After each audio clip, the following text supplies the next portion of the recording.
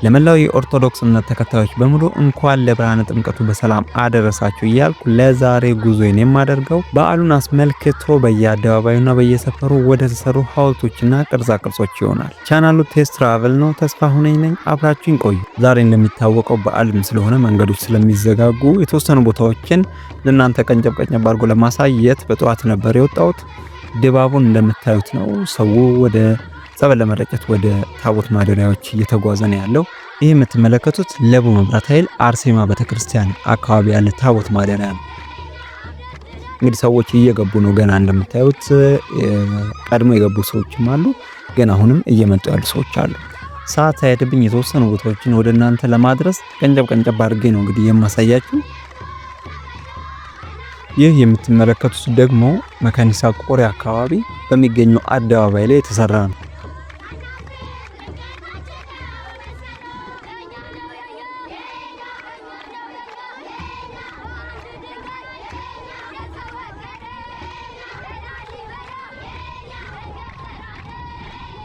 የኛው ደግሞ ኮካ አፍሪካ ዩተርን ማድረጊያው በር ላይ እየተሰራ ነው።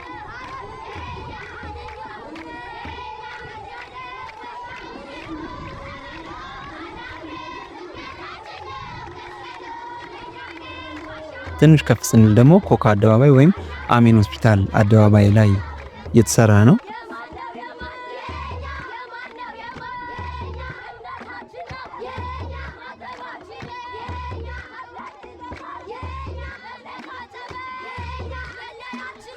ከኮካ ወደ ላይ ስንወጣ ደግሞ አብነት አደባባይ ነው የምናገኘው። አብነት አደባባይም በዚህ መልክ ቆንጆ ተደርጎ ተሰርቷል ማለት ነው።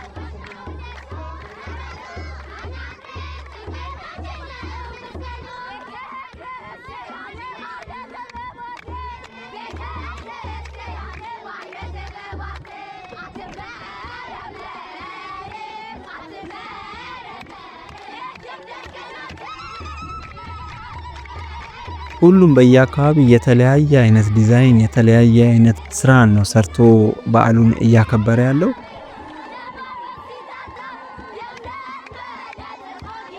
ከዛ በኋላ ወደ ተክለ ሃይማኖት ነው ጉዞዬን ያደረኩት። በርበሬ በረንዳ ፔፕሲ አካባቢ ያለው ደግሞ ይህ የምትመለከቱት ስራ ነው።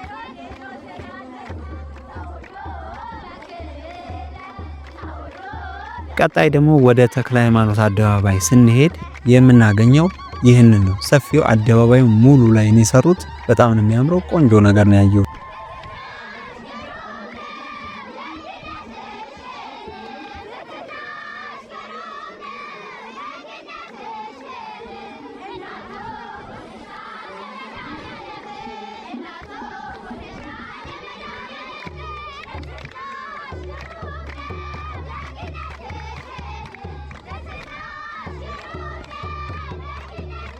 ሌላው ደግሞ ጎፋ ገብርኤል አደባባዩ ላይ የተሰራው ይህ ሐውልት ነው። በጣም የሚያምር አድርገው ነው የሰሩት።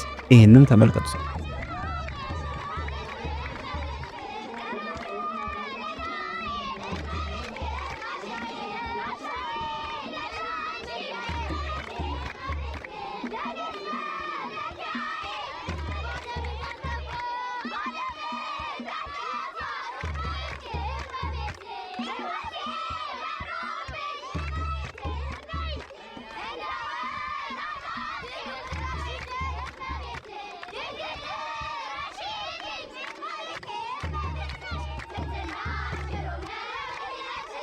ይህ የምትመለከቱት ታቦት ማደሪያ ደግሞ አዋሪ አካባቢ የሚገኝ ታቦት ማደሪያ ነው። በጣም ቆንጆ ሆኖ ግቢው አምሮበት ውስጥ የጸበል መጠበቂያ ቦታውን በጣም ነው የሚያምረው። ሰው ስለበዛ ወደ ውስጥ መግባት አልቻልኩም፣ ግን በጣም ቆንጆ ነው። ሰፊም ስለሆነ አሪፍ ሆኖ አግኝቼዋለሁ።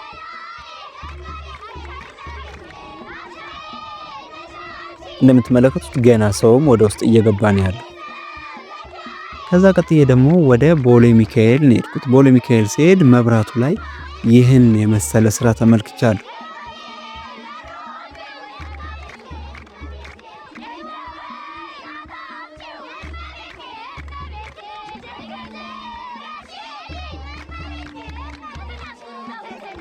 በቤተ ክርስቲያን ቅርጽ አድርገው ነው የሰሩት። ይሄንን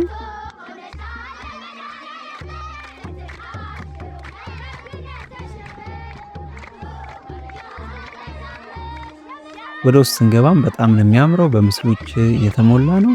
በምታዩት መንገድ ቆንጆ አድርገው ሰርተውታል።